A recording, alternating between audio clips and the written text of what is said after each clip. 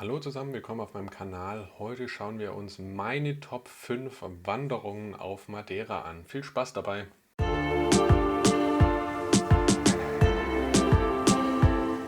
Top 5 ist für mich der PR8, so nennen sich sozusagen dort die verschiedenen Wanderwege, der ganz im Osten der Insel ist, im Prinzip an dem letzten Zipfel hier und im Prinzip dann über diese recht karge Steinebene sozusagen bis an den letzten Punkt führt, auf dem ihr dann von oben auch nochmal Richtung einer Insel mit Leuchtturm schauen könnt.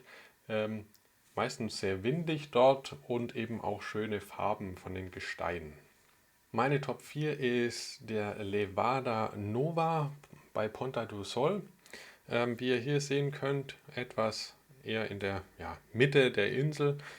Das Besondere hierbei ist, ihr könnt auf verschiedenen Ebenen an diesen Levadas, also an diesen verschiedenen Wassertransportationslinien laufen. Zuerst etwas tiefer, ihr könnt dann bis ganz runter ins Tal über ein Flussbett dann auf eine höhere Ebene zurücklaufen, und das Highlight für mich ist dann, dass man dann auf dem Weg, dem oberen Weg, dann in eine U-förmiges Tal kommt und dann eben durch den unter dem Wasserfall entlang laufen kann. Das seht ihr auch hier auf der linken Seite des Bildes.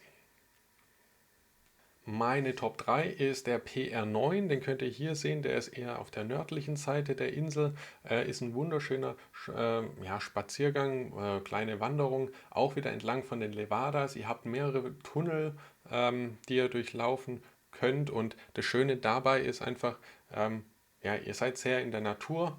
Und am Ende werdet ihr damit belohnt, dann nochmal einen riesen Wasserfall zu sehen, den ihr auch da unten links auf dem Bild habt, in so einer sozusagen rundum grünen Schlucht.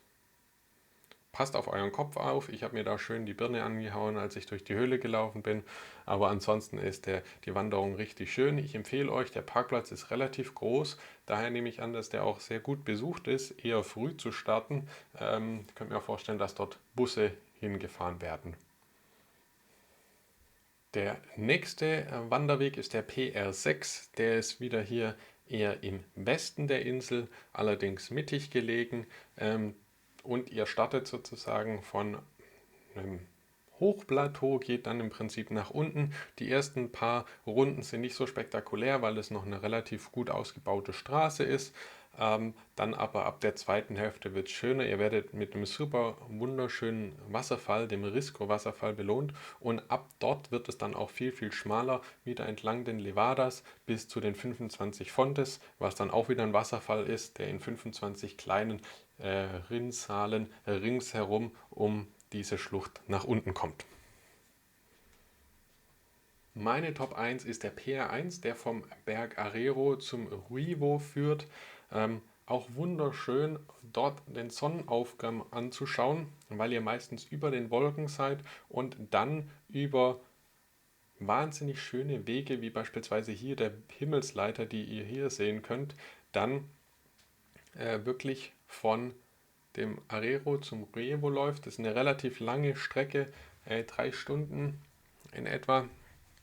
Und ihr müsst natürlich dann auch wieder zurückkommen, aber ihr lauft im Prinzip an dieser Bergkette entlang. Ihr habt wahnsinnig viele Stufen, viele Treppen, schöne Bergformationen. Ihr seid teilweise durch Tunnel unterwegs und seid beispielsweise auf beiden Seiten der Bergkette. Das heißt, ihr könnt in beide Täler einmal reinschauen und seid dann am Ende dann auch auf dem Revo und habt dort auch nochmal einen schönen Ausblick. Ihr könnt es natürlich auch in die andere Richtung machen, prinzipiell egal, aber das war für mich so mein Wander-Highlight auf Madeira. Kann ich sehr empfehlen. Habt ihr noch andere Lieblingswanderungen, dann gerne in die Kommentare und bei Fragen ebenso. Viel Spaß euch, bis zum nächsten Mal.